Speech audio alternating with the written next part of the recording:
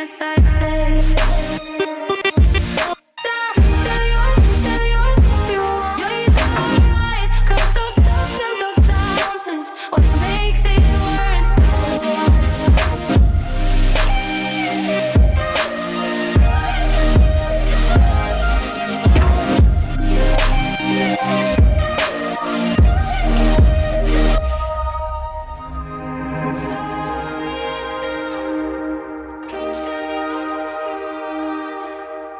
"16 miles on the long run for the day with 10 miles at moderate effort, averaging out at 6 minutes and 46 seconds per mile for the work phase."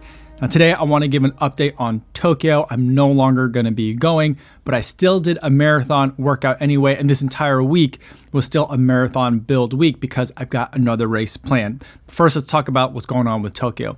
I got an email a while ago, both from Tokyo, the marathon, the race, and also from ASICS. Now, ASICS was the group that was going to be sending me out to Tokyo to run the marathon. I was going to be running on an ASICS bib. I was going to be going out there with Thomas at Believe in the Run and a bunch of the Believe in the Run crew, and also Ashley Mateo and a couple of other journalists as well. But we found out that they are no longer going to be able to bring us. And they called it, even though the Tokyo Marathon race is technically still moving forward. And the whole situation over there is Tokyo announced that they're going to be extending their ban on foreign travelers. So if you're not a Japanese resident, it's going to be very difficult for you to be able to travel to Japan as of now. The Tokyo Marathon said, we don't know what's going to happen in the next 30 days from now, so we can't guarantee anything. They didn't go so far as to cancel the race, but that's kind of where the Tokyo Marathon race is at this point. And because of that, ASICS said, we're just going to kind of call it for this year, for at least that North American contingent of us that we're going to go over there to Japan, saving our spots for 2023. So that's kind of, I guess, the silver lining of it all is that I'll still have something to look forward to for next year. Now, the situation that left me with was that I just did a tune-up race, and I am most of the way through an entire marathon build. And so I kind of had two options. Either I could just completely shut everything down and just go into kind of like off-season mode for a little while. My next marathon after Tokyo wasn't going to be till May, so I had a little bit of time to maybe recover, recharge, and kind of like lay low the rest of the winter. But the other part of me said, you know what, let's put this fitness that I've built, this little bit that I've added on since my last marathon, which wasn't that long ago in December, putting that fitness into some good use. I had a pretty good showing at the tune-up half marathon that I ran while I was down in Florida with the family. Felt good about that. That was a pretty decent time, not my PR time, but not a bad time considering it was a full training week. I ran over 70 miles total for that week. And then this week, I still ran over 70 miles again. So that's relatively high mileage for me, and feeling good that I'm able to continue the level of mileage and the intensity, although I did kind of cut out one workout from this week in order to recover from that half marathon race. But I'm otherwise feeling good. And so I was thinking either do a half marathon and maybe try and get a good for age half marathon time to help me qualify for 2023 New York Marathon.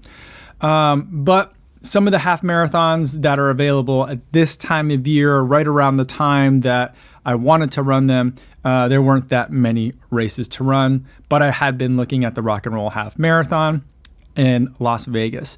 But ultimately, I kept talking with ASICS, and they suggested that I come out to LA to run the LA Marathon at the end of March. Or not the end of March, the date is March 20th.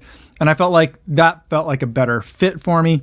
It gives me a couple more weeks to build on what I was already building for Tokyo, but it's not too far off. It's only 2 weeks different. So I think that in terms of my training plan, it's not going to disrupt what I've been doing too much already. I haven't been doing a half marathon build. I have been doing a marathon build. So running a marathon, I think, makes a little bit more sense to me. Plus, the LA Marathon is one of those races that I have been wanting to run for quite a while now. Just haven't had the opportunity to present itself to get out there and actually do it. So really excited to be running the LA Marathon.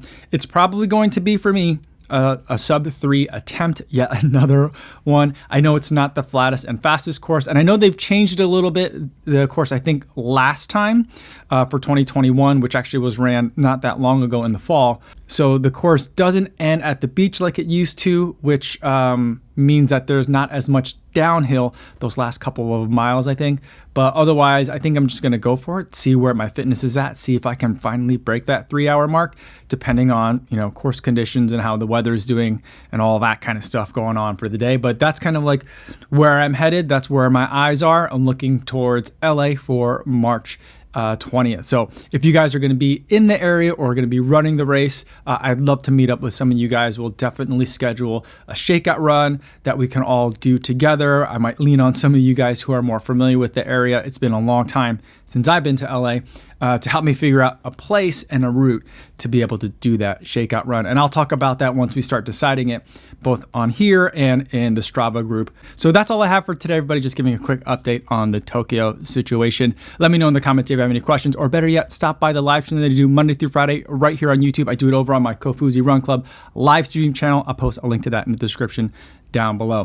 Thanks so much for making it all the way to the end of the video, everybody. Hope you guys are staying safe out there on your runs, and I will see you in the next one. Yo, what's going on?